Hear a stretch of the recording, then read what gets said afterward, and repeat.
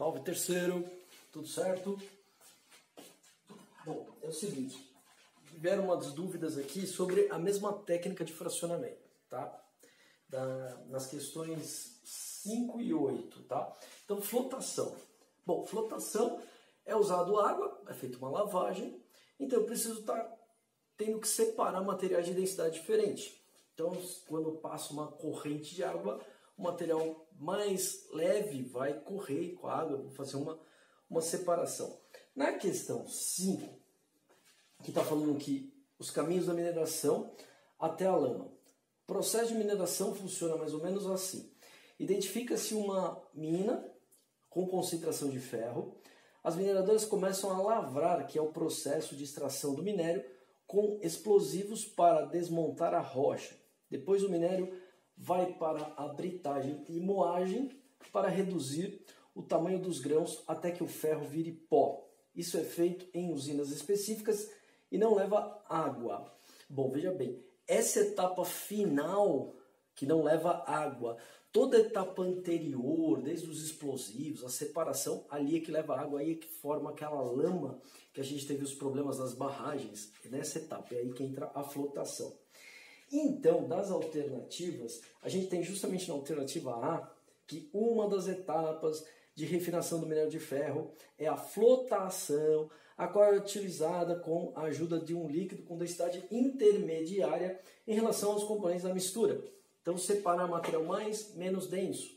E aí a gente tem toda aquela formação da lama e tal. Então, a dúvida, né, que tiveram aí em relação nessa questão foi em relação à alternativa E, que estava falando que a mistura água com lama proveniente do desastre ambiental contém metais pesados, né? Veja bem, quando se fala em metais pesados, nós temos a primeira conceituação. Metal pesado é um metal denso, quer dizer que os átomos estão próximos, eu tenho um valor de densidade elevado. Geralmente a gente tem muito problema com os metais pesados de chumbo, de cádmio e mercúrio, pela toxicidade mais elevada. Apesar do ferro ser considerado um metal pesado, tá, ele não recebe o mesmo enquadramento desses três aí. Esses três têm uma toxicidade maior. Então é aí que teve a confusão nessa questão, dá para entender. Mas percebeu que a diferença está entre as técnicas, né?